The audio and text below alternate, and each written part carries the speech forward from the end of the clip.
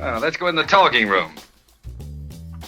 By the way, thanks for being on the talking room. Thanks for having me. For the viewers who don't know, I wanted to start by talking a little bit about your early history, about your first making experience, and then where you came to understand that what you were making was art and what you wanted to make was this conversation.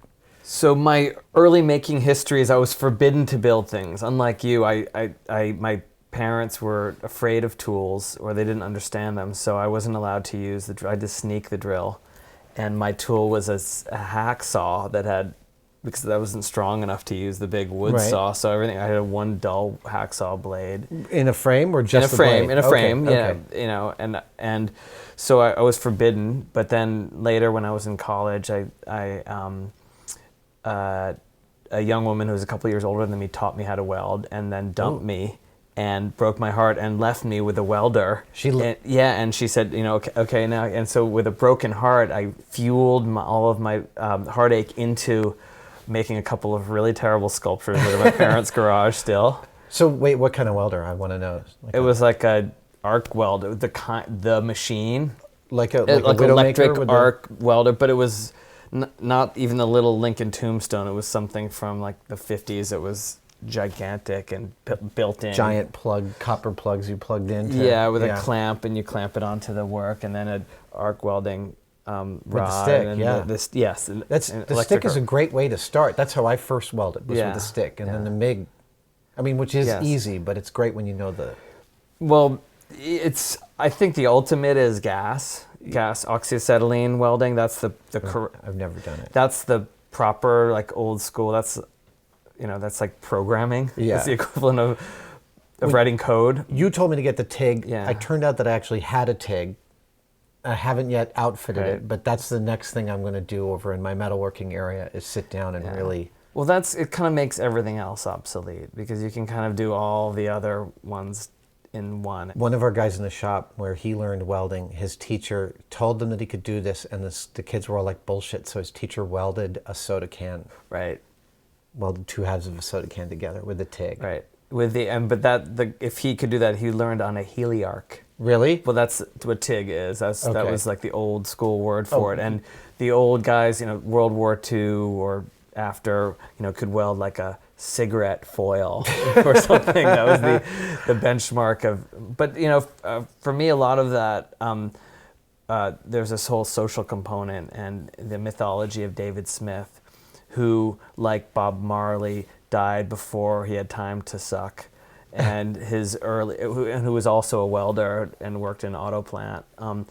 They had this. There was a machismo, blue collar machismo to welding. It's but it goes back to the Middle Ages, where the blacksmith was the only blue collar guy in the round table. Right. Right. He was the only. But he was super vital. He was so important that he was, although he was still blue collar, he was elevated to the next. So this is, it's controlling fire. Right, but that idea of the blue collar that gets to the table, right, this is a little bit of a tangent, but I've been working on this talk that I don't know where to give yet, and Mike Rowe's kind of talking about it, but bringing back a cultural value to welding and we have a shortage in this country of welders and auto mechanics and hydraulics engineers, and Caterpillar has trouble filling its roster with real engineers. Right. And I personally think that going to a vocational school to learn one of those skills is totally, here in our culture where it's all follow your dreams, everyone thinks that's kind of beneath them.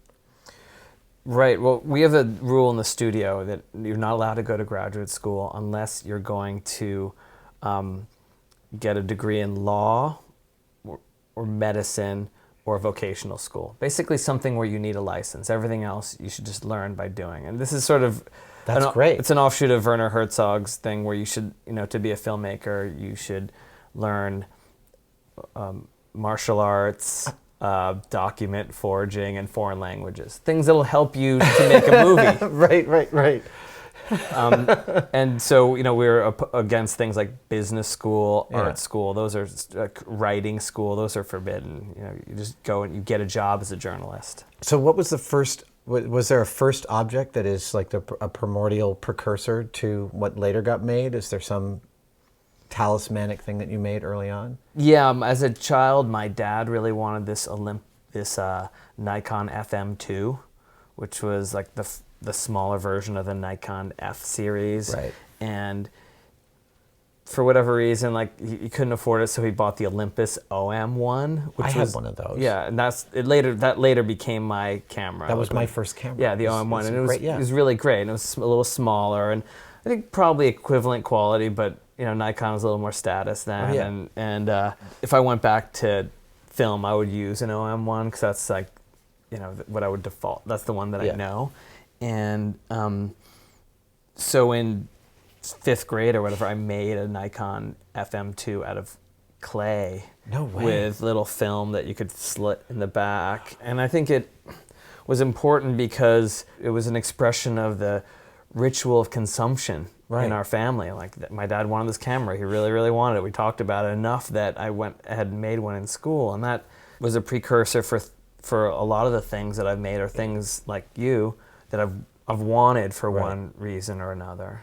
It's interesting, the idea of like making the copy of the thing, but making it also as a gesture, as a gift for somebody. That's the impetus. In addition, I mean, because I think of your work as being very much having this duality between I love this brand, I love this consumption, and I hate the part of me that loves this consumption, all at the same time. Yeah, it's embarrassing, right, to be so consumerist, but we're all that way, and we all want whatever a vanishing point charger or an iPhone or whatever the thing that we don't have. And there's an anthropological term for this, and it's called, in some way, cargo cultism, where you build a model of the airplane that drops food, or you build a model of the refrigerator that the anthropologists have, or you build a model where when you say, hey, how come those planes don't land? And the anthropologist says, well, it's because you need a runway. And so like the local guys, they build a runway, and more anthropologists land on the runway so they can see the runway. Right. And they actually create it. But it's far out to think about you making it. How old were you when you made it as a gift? When you made the camera? 5 or 6, 8 at the oldest. So that's it's a strangely generous thing for a child to do, it seems to me. But it's sort of like, so when I think about it, it makes total sense, because like I look at your Hermes McDonald's meal, and it feels both castigating and loving all at the same time. And I see the direct jump to the loving thing of the kid giving his dad the thing he wanted. Well, I think the thing that's important to me is the transformative power of the object. So you make as a model because you want something, and then it maybe becomes something totally different. I mean, I make a McDonald's meal out of a Tiffany package, or the first thing that I made out of fashion packaging was a Glock, because I really wanted a Glock, because cops in New York were just getting rid of their revolvers, and they were getting automatics, and they were plastic, and they were cool, and they were cheap and high quality. And so I really wanted one, but getting a gun in Manhattan is such a pain in the ass. And so the licensing is impossible. It's not. It's just it was just expensive. It's like $500 a year or something. It's cost prohibitive. Right. And so I thought, well, if I make this project about it, I can kind of justify it. And then so I got to like have a gun, which was just a stupid, irresponsible thing for me to have in a place like that. Yeah. And it was a way of me, coming to terms with this desire and like getting it out of my system, but also being in touch with this other kind of decadent, glamorous, embarrassing advertising side that was paying for my life. That was, I was working in a department store as a window designer. Right. So it was a way of integrating all of these things and having the things that I made be connected with my life, because we're interested in all of these things, but these objects that you make and that I make, but the thing that we're really interested in is the story around it. Like, it's not just a survival kit. It's can I mention? Oh, yeah, by all means. It's the survival kit from Strangelove that you're obsessing over, literally obsessing over every detail and imagining things that were potentially there and going to the nth degree. Well, I thought I was going to the nth degree, and then I sent you my file on it of like the 18 objects that I determined 15 mentioned by Kong and then 5 that I hadn't. And then you wrote back and said, I think the 45 caliber gun should be real. And that totally redefined the way I was thinking about the accuracy of the kit. Well, And that made the obsession go one level. Well, and I stand by that comment, because I think if you use a real gun, then the thing is a little bit realer. I mean, it's going to be a lot more expensive than a plastic gun. Yeah. You know, if you go all the way, you're using a real antique revolver, which has all kinds of legal complications that you probably don't want to mess with. But in terms of authenticity, you just to consider, you could go there. Yeah. Or you demilitarize them, and then it's probably costs a little bit more, but it's... Or buy them from the film industry. I've been thinking about these. You know, but the point is it has, you know, a real, you know, it might have been used to kill someone, so that it has this unknown value or experience, like a used book versus a new book. You know, Right. It has got like hair and food stains on it. You were obsessed with guns long before you fired one, right? Yeah, yeah. It's a fascinating thing. I mean, because I made tons of sculptures of guns. I made my first Blade Runner gun when I was 18. The first time I fired one, I think I was about 25. And I remember loading it my friend and I went to a gun range and we rented a Ruger 9 and I knew how to load it because I was obsessed with guns, but having a loaded thing in my hand was absolutely terrifying. And I still find it awful. Yeah. At the same time as totally compelling. It's an unsettling thing. I mean, on one side there's the engineering and the historical thing that's very beautiful interesting. Objects. But the sort of power of them is intriguing and frightening. But you know, a lot of it went back to that it was forbidden, much like building was forbidden. Right. So I think my initial inspiration was that I was an adult and I could do what I wanted. But you know, like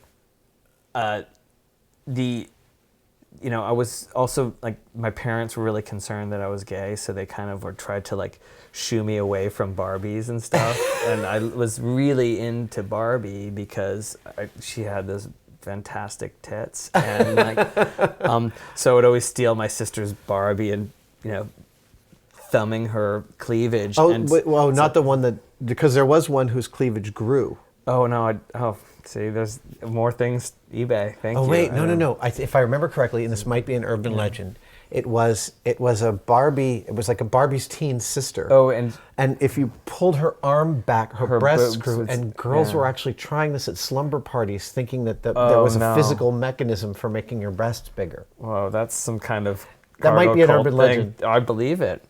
But I remember making one out of plywood in the basement secretly. A Barbie. Yeah, because so wow. I could have my own. I remember being kind of the Barbie's leg, right? Yeah. So up till then, Barbie's leg was like kind of sensual because it bent and the mechanics were clicking inside. Thing. Yeah, I took one apart recently to see. It's really just it's plastic, click, click, click. But yeah. all I'd had up to that point was the $6 Million Man, where you could roll the skin up on his arm and pull out the computer chips. Yeah. But that was nothing compared to how real Barbie's leg Right, actually felt. right. Like it was shapely and soft. It was weird.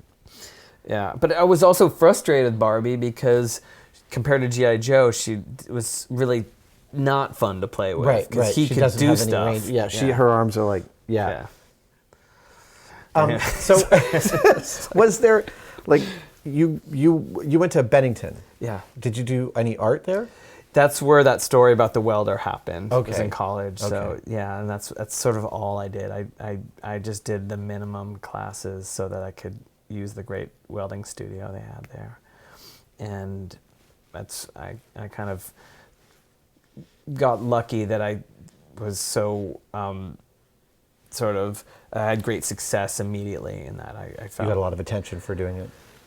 I don't know if it wasn't really a lot of attention until much later, but I was good at it and Right. it felt right, and I was learning about the world through sculpture. So I knew I was on the right track. I mean, it was 10 or 15 years later before I ever sold anything, but I had the sense of success that I have now then because I was like a real loser before then. A bunch of my friends were valedictorians that I'm friends with now, and I was the second to last in the graduating class. And That is literally the bare minimum. yeah. And that was my whole experience until I was in college, and then anything related to art, like philosophy and semiotics and stuff like that, I started to excel at because I could relate it to architecture, history and theory. I could relate it to the things that I was interested in sculpture. So I finally learned how to read in college. I didn't really know how to properly read. To properly parse a text. Yeah, and it's still hard if I'm not interested in the subject to get through. I'm a little learning to say, well... The guys who I feel like seem to me clearly influence your work now, like Duchamp and Cornell, did you gravitate to those guys really early? Oh, yeah. I mean, I think in my first semester in college, I discovered those guys, and... Duchamp floors me. Yeah. Even now, seems so insanely radical. Yeah. I can't quite put him anywhere specific. I think in a way he's the ultimate, and I think a lot of it has to do with the austerity or restraint, because found object art's really, in a way, it's easy. And I think a lot of the things that I did in the beginning were, there's always there are all these tropes in art school. The kid who, the angry girl who makes a sculpture about her dad, or with menstrual blood, or like there was always the kid who makes shit out of baby dolls. Right. I was that for a little while. Ron English. Yeah. Oh, yeah. I know Ron. Oh, you do? I love Ron English. Yeah. He's great. And Marcel Duchamp was like in the 80s, thrift shops were better than they are now, and you could it was worth going to them. Now it's really not. I mean, unless they're going to have the right piece of crap, like, because they're selling things now that were built in the 80s versus we were buying things that were built in the 50s, 60s. I try and tell 70s. people what it was like to browse on Canal Street in 1985. Oh, yeah. Nothing like that. Yeah. The bins of... Yeah. So you now have you have 10 assistants right now? I'm trying to... A team. I'm trying to cut back, but yeah, we're about 10. And those guys work full-time with you, for you, on your projects, on the shop? Yeah, it's a team. Yeah. And some of the... there's one woman who's been with me for 10 years, and Oksana, and we've been building stuff together. And it's a team where, I'm the sort of the captain, but there are people all over the different parts of the studio who have different talents that I don't possess. Mainly patience. That's probably the biggest one. Patience for doing the same thing over and over again, right. which is important because sculpture is just a reorganization, or everything's just a reorganization of materials. And to transform a piece of plywood into a sculpture, it takes many, many hours of ritual, a brief or extended liminal stage, and then finally the object is transformed when it leaves. And it's all that ritual, like a martial art or something, that gives the work its power. Because I always respected Marcel Duchamp, and I always wanted to be that kind of artist, and I even tried to put whatever on a pedestal and talk about it, and did that for a while, but it was really not very gratifying, because it was the building that and all the time that I spent with my hands that gave me a sense of satisfaction and self-worth. So it was actually the work that made it meaningful. Yeah. So I think that's one of the reasons I gravitated away from ready-made stuff. Yeah. The closest I feel to him is him spending the whole summer putting back together the broken glass from the bride. Yeah. Just carefully, piece by piece. That I can identify with, but he's not nearly as attached to the construction. Right, but yet I think he helped Cornell with carpentry. Now, I don't really know the whole story, but it's in that book. We can look it up. I think there's some stuff where, That's you could make stuff. Between chess games. Yeah, yeah, exactly. And yeah, I mean, the whole idea of being a chess teacher is very, it's very rich. I mean, that's smart and French teacher. I tried to play. I can play chess. I'm not very good, but I specifically learned and challenged everyone I knew for a few years back in my 20s because of Duchamp. Right. I have like everything else, I have a collection. I have about 15 or 20 chess sets in storage. Oh, and have you made one?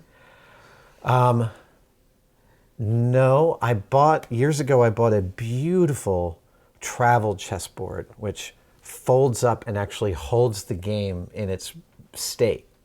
Oh, cool. So the board sits there and these two leaves fold open, and then you can fold the leaves down and fold it up, and it's the size of a large hardback book, but it holds the game where you left it, which is awesome. That's really And I cool. bought it at a garage sale for like $8.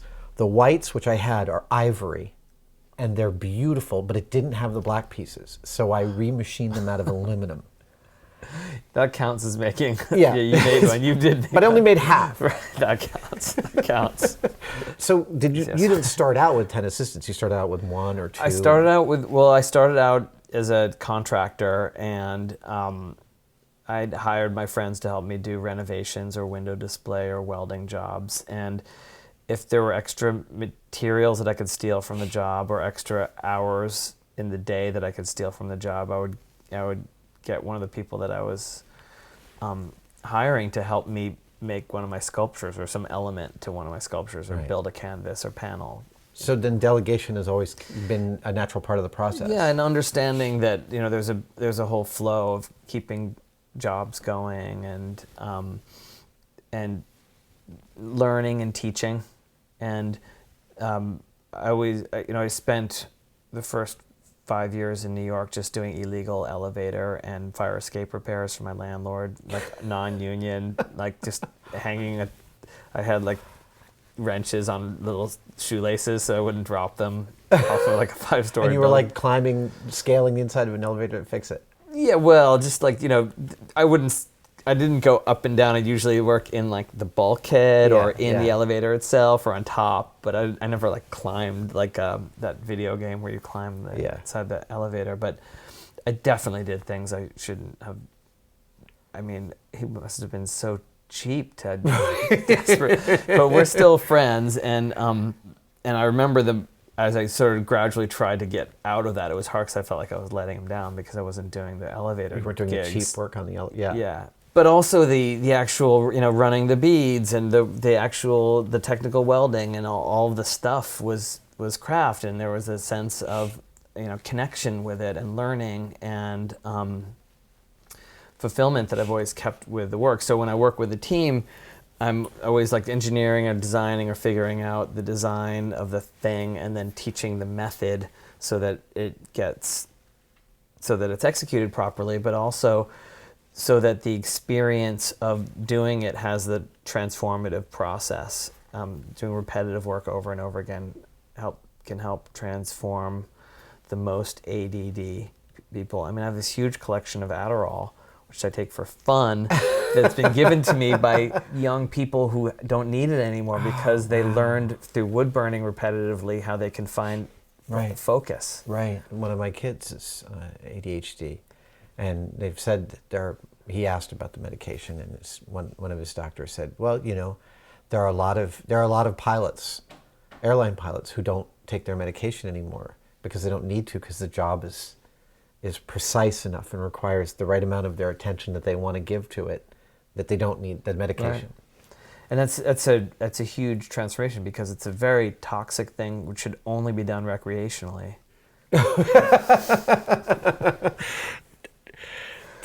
I hadn't thought of the transformation. I mean, I think of the transformation as happening to me when I'm doing something repetitive because the practice is very meditative.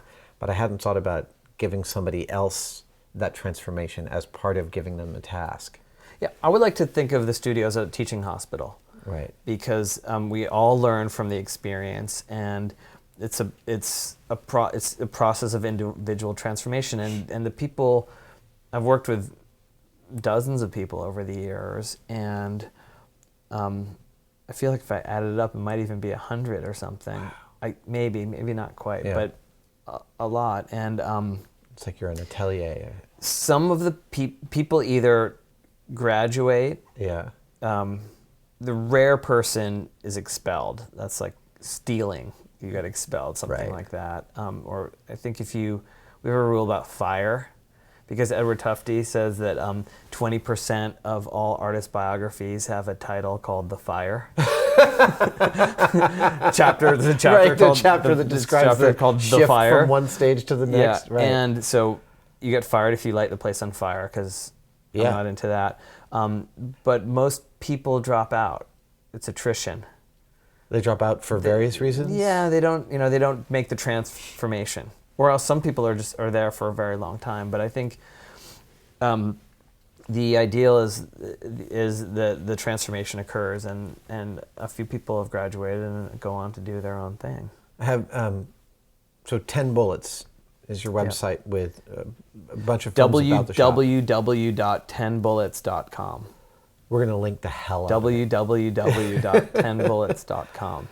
So those are your shop rules, your shop ethos. That developed over time?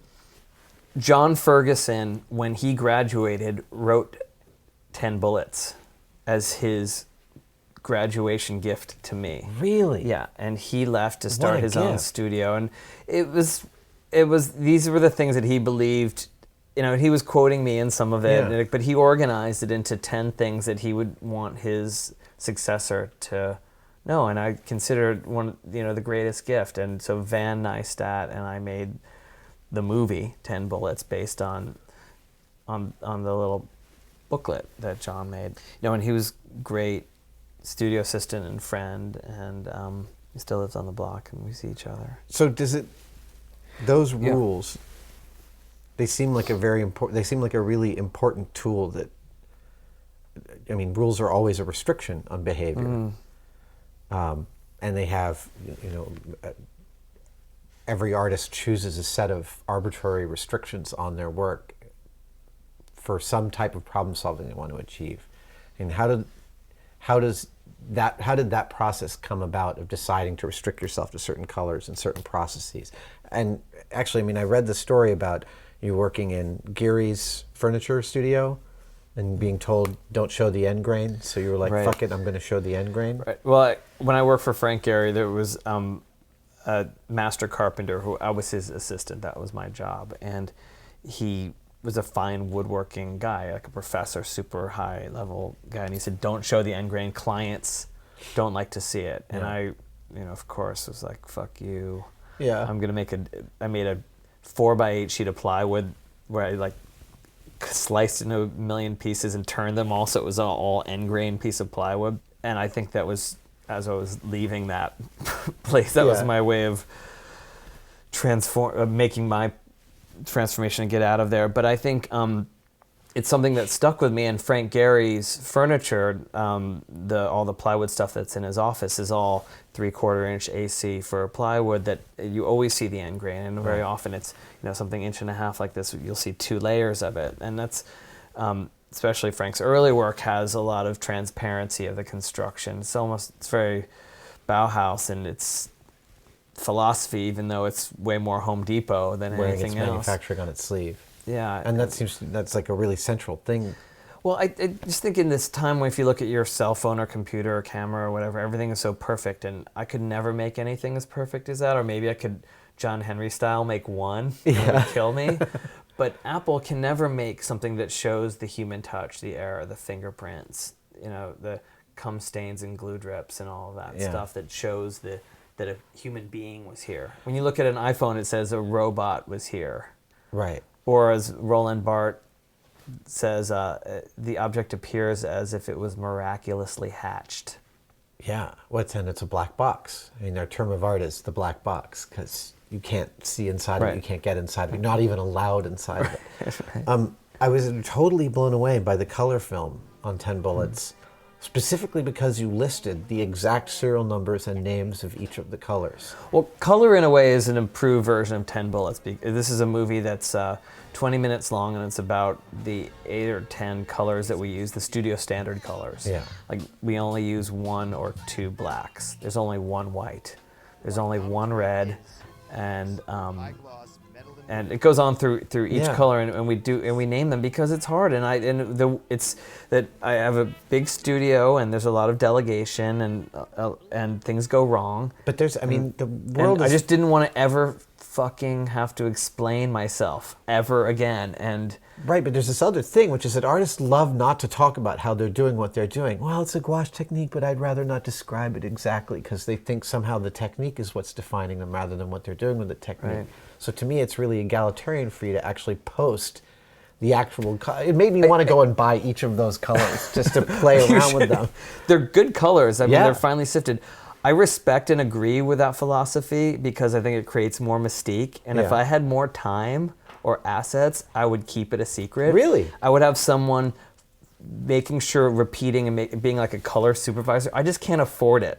So that's why I'm just wanting to be transparent so that it's just everyone knows. And if something gets fucked up, you know how to fix it. And See, we can move on and get the idea out. I think you're getting the mystique out of you're showing all the techniques, the end grain and the pen on the foam core and the tape and the visible hot glue and stuff, and yet there's still this unbelievable object that came out of all of it. Right, you're like the magician who's showing the trick of how he did the trick, but that's another trick in and of itself. Right. Well, we love our friend Ricky J. Yeah. And who's about transparency yet total deception, the most deceptive possible. A deception within a deception. So when you sent me the book on, and I don't know if I'm correct about this, but your Wikipedia page describes that the Nutsy exhibition was a big turning point in your career. Is that right? I think so. I think that was about 10 years ago. And the Le Corbusier, I've only read it. I've never. How does that pronounce? Le Corbusier. Le Corbusier. Le Corbusier. Yeah. The Le Corbusier building. Yeah, the Unité de Habitation. It totally. I texted you and I was like, I'm overwhelmed by this book. That's the piece that killed me. Yeah, that's a great. I mean, that building. This is the building is Le Corbusier's, who's the greatest architect of the 20th century. His answer to solving the post-war housing crisis in Europe was to build this high-quality, low-cost housing for working people, for the new middle class or the working class. And in the process, he built the prototype for the projects. Right. By accident. Well, I mean, there were some 19th century versions of them and stuff, but I think he, in some circles, is blamed for this and is very misunderstood because the Unité de Habitation is beautiful. Each apartment has 2 stories with beautiful light going through it and circulation and delivery slots in the hallway for meat and milk and garbage going out so you don't have to leave your apartment. It's very modern and it was a disaster because developers came and chopped these apartments in half and did 2-for-1s and you know, finally it's coming back and there were supposed to be 1,500 of them. There are 3, and the one in Berlin doesn't even have the pilotis legs. That it's just on the ground. Oh. So it's highly compromised, but in spirit it's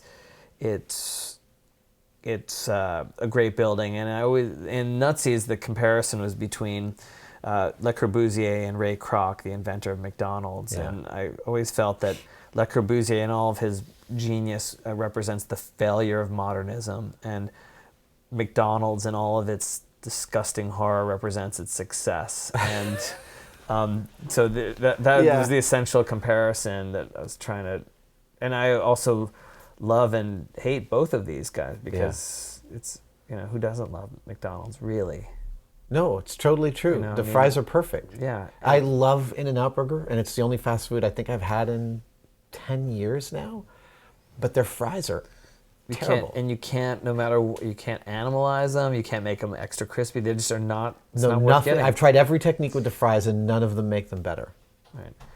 Well, if you read Behind the Arches, which is the McDonald's book, there's a 40-page explanation of the French fries that's worth just reading that. Really? Yeah. There's this theme in your work that I feel like I gravitate towards, but it doesn't seem to get, I don't know if it's been talked about enough because I didn't find a lot about it, is an idea about American manliness, about being a man and knowing how to make things. And there's a way in which you're both the ringleader who makes these amazing objects, but there is also because they're not perfect, because their lack of perfection is on parade, there's a way and a sort of an admission of the flaw. Well, I think a lot of that comes from my childhood where I wasn't a builder and I grew up in a community where the women kind of ran things. The men were commuting to Manhattan and the women were overseeing the contractors, sleeping with them, dealing with it. They, Right.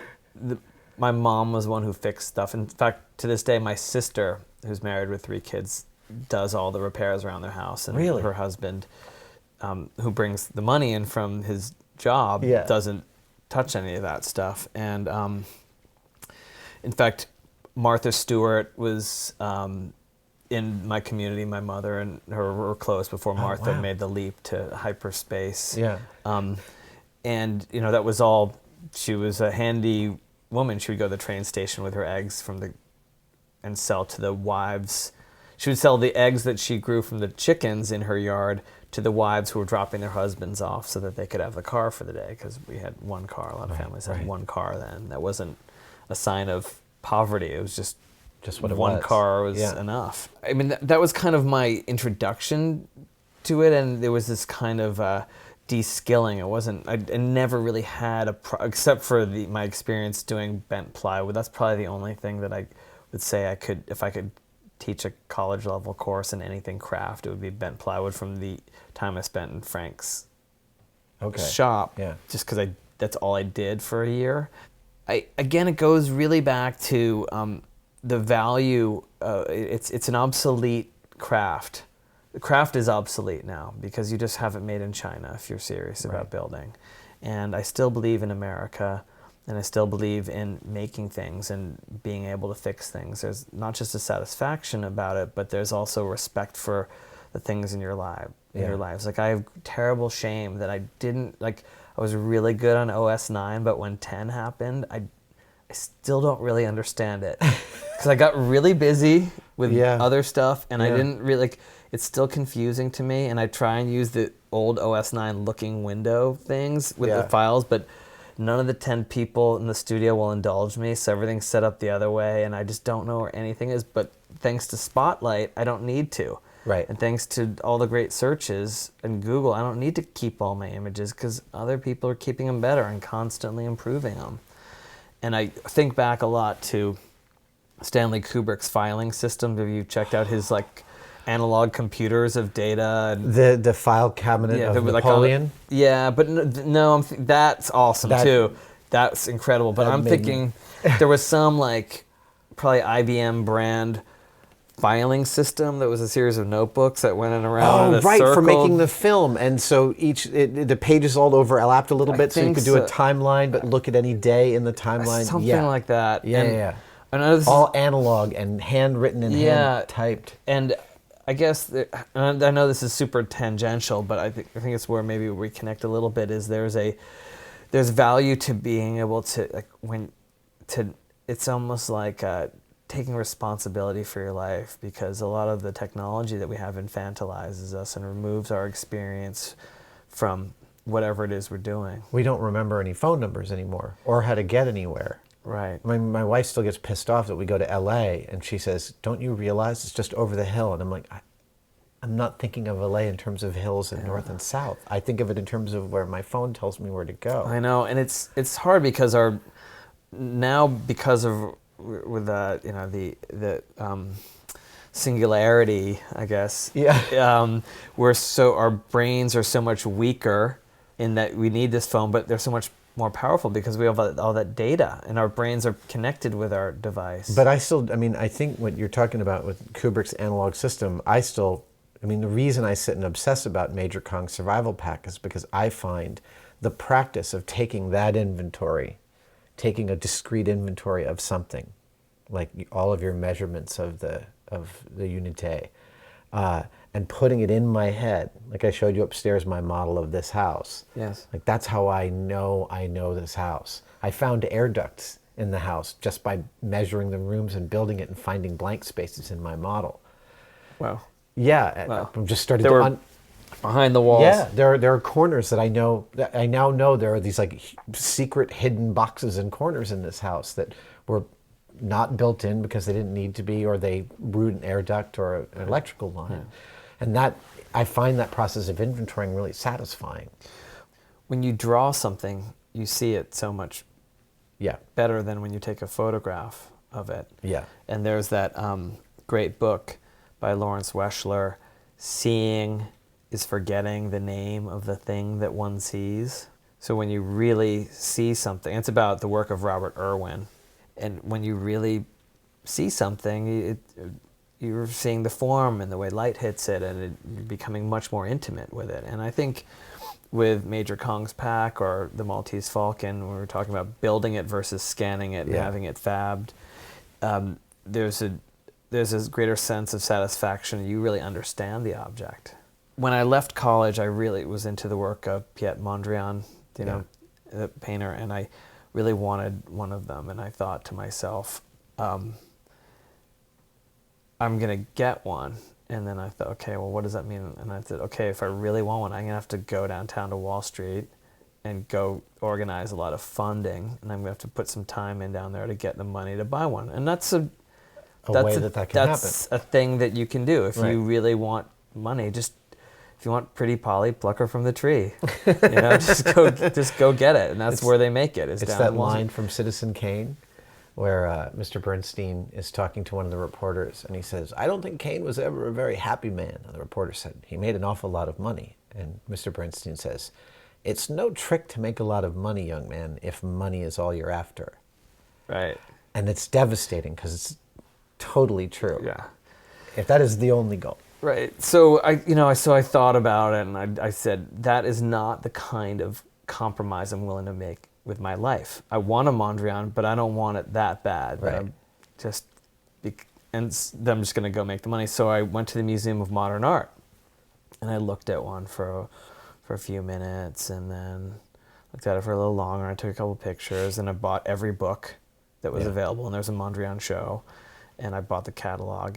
I obsessed, and I spent more time. I know I've spent more time with Broadway Boogie Woogie than with Eli Broad or whoever bought it for $81 million. I know that I spent more time with it than he has, and I've enjoyed it more because I built one. Wow. And to me it's chilling because I as much as when you see 10 bullets and you hear creativity is the enemy, it sounds like I really hate art, and it's not that you don't write a song like God Save the Queen because you hate England. You write it because you love the old bag and you hate watching her being kicked around. And so it's like I really love it. I wanted to ask about the simulacra and the finishing point. And you and I were talking about replicating props, and you asked me about where do you finish, and it gets to be that question of you can't measure a coastline too carefully. Right. Because where do you stop? And I remember at one point building my R2-D2, and I had been working on it for 5 years, and I had a week in a shop alone, and I was just barreling through and finishing it, but I was making everything perfect, and I was getting really obsessive about it. And at one point... I've seen the inside of it, and it's crazy. And I've seen a lot of R2-D2s on the internet, and yours is the best for sure. Thank you. I mean, I'm not blowing smoke up your ass, but I actually fully think that, there's a lot of really excellent ones, there's a lot of well-painted ones, but having spent time around the real ones, you could pick mine up and put it in a movie tomorrow, and it'd be just perfect. But I'm talking about the heart, the inside. The inside and the heart. Yeah, a movie they wouldn't do it as well as you did. No, my friends built it for the movie, and you're right, they might go digital on some of the things, and I went full analog 1977 look. And there was this point at which, in the middle of obsessing about it, I was like, I don't need to obsess about it being perfect. R2-D2's beat to hell.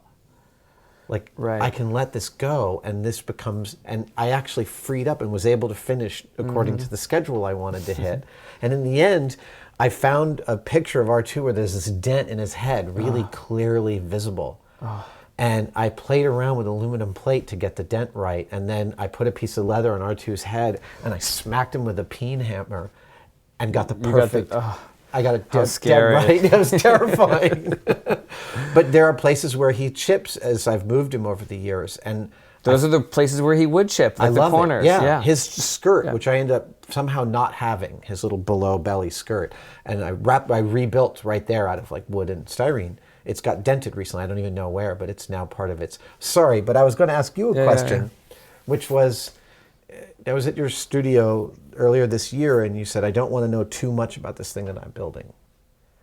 I want it. You talked about wanting to foment the correct amount of ignorance about it. Yeah. And where do you find that line between, because for me, obsession means I want to know every last possible thing about it. Well, that's the right way of doing things. To research it, make a plan, do some drawings, and then execute it. But the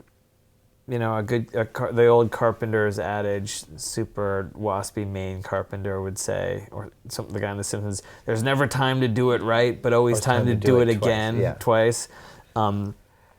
Which is such an angry yet correct way of approaching things. If you measure once and cut twice, like I do, Christ said measure twice, cut once, which is the right way, you wind up with more error. Yeah. Now, when you were talking about R2-D2 and all the dents and dirt and stuff, it makes it seem authentic and it makes it real authentic, but it makes it authentic when you move it around and it gets scraped. Yeah. But it's a slippery slope edging towards acid wash jeans. Yes. Which is something that currently we all hate. But we also still love our old salvaged denim when we have a hole in it. Yeah. So it's a greater sophistication generally that we have an awareness of use and authenticity. And I think that this whole conversation is about authenticity. So, for me as someone who's largely self-taught with building, it's all those fuck-ups that make me special and make me, or you, or any one of us who's building as an individual, stand out. Well, compared to like a phone. Yeah, when I was in my early 20s, I spent a lot of time doing sculpture, and I remember talking to a friend of mine, Jakub, who's this crazy Czech artist, and he said something. We were talking about some bad show we'd both just been to with found object art. And he said most people don't have any idea how to do it, and then he said this phrase which killed me, which was, it's really hard to make a piece with found objects that actually transcend the objects that are in it. Yes. The object itself brings a preconception and your own mental image to your interaction with it. Yeah. And to make something that transcends that. Yes, that's what the art object must do. Yeah. Otherwise it's a prop. And that's why when it's in the movie, it does transcend it. Right. And that's why when it's out of the movie on the table, it often doesn't transcend. It often doesn't, but when it's sort of the real one, it's the real one from the movie that has a separate narrative than the one that's in the movie. Right. Do you know this book? No. Interviews with Francis Bacon by David Sylvester. Wow. And Bacon is... Wow, the brutality. I know. He kills me. He's a terrible person. I mean, I know about his history and what a manipulative, crazy man he was, and I love his painting so much. But it's him talking about art where he uses words like reality, and he gets it right, I think. So here's this thing he says, and I wanted to talk about it. He's talking about him putting cricket padding on one of his figures in a painting, in this one here, and. He's asked why he did it, and he says, it's in the artificial structure that the reality of the subject will be caught, and the trap will close over the subject matter and leave only the reality. It gets better. One always starts a piece of work with the subject, no matter how tenuous it is, and one constructs an artificial structure by which one can trap the reality of the subject matter that one has started with. The subject is the bait. And he says, and what is the reality that remains? The residue. How does it relate to what you begin with? And Bacon said, it doesn't relate to it, but you will have created a realism equivalent to the subject matter, which will be what is left in its place. Tricky. I know, but I look at your gas station in Nutsies, and I think, it's not even a simulacrum of a gas station. Like I feel and I understand a gas station when I look at it. Is there a Well, that's really Yeah, I can speak to that because for us it becomes real. That gas station becomes real. The space program is a better example of that because when we go to Mars, we're really going to Mars. Right. And I don't mean that like in an arrogant kind of way, like my art's so serious, you know, if you don't take it as seriously as I take it, you're an asshole. Right. But I mean it by if we take it seriously and we say we're really going to Mars, the other Mars, then all the details become real and our ritual experience of building it becomes real. I spoke to Buzz Aldrin. We had an interview and I was really nervous. Yeah, I can imagine. And I said, what am I going to ask this guy? And I said, I was having problems with my helmet, so I'll ask him something technical. How did you deal with the condensation in the helmets? And Buzz said, "Oh yeah, it was a pain in the neck. It was difficult. We had condensation, but your space helmets aren't real, Tom. You just cut a hole in the back and you'll have perfect ventilation." And you know, I had to explain like Ollie G or something to Buzz Aldrin. I had to say, but Buzz, my space program is real, and we're installing fans to reduce the condensation so that now our space suits have to have a battery for the fan, and now we've got a greater sense of complication. Yeah. It's a pain in the butt. It's a real problem to solve. Yeah, and through that, the experience becomes real for us. I mean, and if you imagine going to being an Apollo astronaut, all of the training that you have to go through, and then you have a few minutes on the surface of the moon and you come back to a career of alcoholism or whatever, like that most of what you did in your life is study and prepare and learn. Yeah. And then you did this brief, it's sort of like martial arts. You throw a million punches so you never have to throw one. And the greatest martial artist prepared, and one day he's in a dark alley and he gets attacked and he doesn't even have to throw a punch because he has such mastery over the experience that he knows to run. Right. And on his deathbed, he looks at his life and he thinks of that moment, and he's quite satisfied that he was a student his entire life. And for me, that's the experience, is always learning and sometimes not knowing the detail, not knowing how a spacesuit works, and then just starting from a picture in a magazine that I tore out and circled as my inspiration, and getting in touch with that moment where you had the epiphany, right? You have an idea and then it takes you 10,000 hours to realize it, but the idea occurred in half a second. Right. Like, and the like dogs roughhousing, like the child playing, the thing that you end up with is every bit a reality of a space program implemented from you. Like those problems all had to be solved by thousands of people on NASA's part, by dozens of people on your part, but it is the same thing going on. Yeah. It's like the ultimate playset. Yeah. And people, and I don't know how far we want to go, but people will say, you know, but it's kind of whack. Like your space shit isn't really real. It's plywood. It's like make believe or like, you know, you make your own homemade guns, but you know, people like you from Connecticut go to Kmart and buy their guns. They don't make them. That's what people in like New Guinea do. We're gangsters and make guns out of pipe and and plywood or whatever. And I talked to Master T, Robert Ferris Thompson, about this, and I said, you know, Master T, I'm a little, you know, feeling insecure about this. You know, I should be buying my guns. I shouldn't be making all this stuff. And he's like, yeah, but you know, if you do it for 2 years, it's an interest. 5 years, it's a hobby. When you dedicate your entire life to it, the little holes that you have are too small that they won't be able to fuck with you. And so through time, and I think this is what Bacon's saying in some way, but it's through different means, but through enough time and work, the objects can become real. Right. And they can be imbued with enough power to transcend their original. They're no longer what most people think is a representation of a thing. Yeah. They're not that. Right. But that's a lot of work. It is. And you know, for me, it's totally worth it. To me, that's the whole point. I can't imagine a better place to stop than that. Thank you. Awesome. Thanks. That was good. Okay. Thank you. Let's go eat. Thank you. Yeah.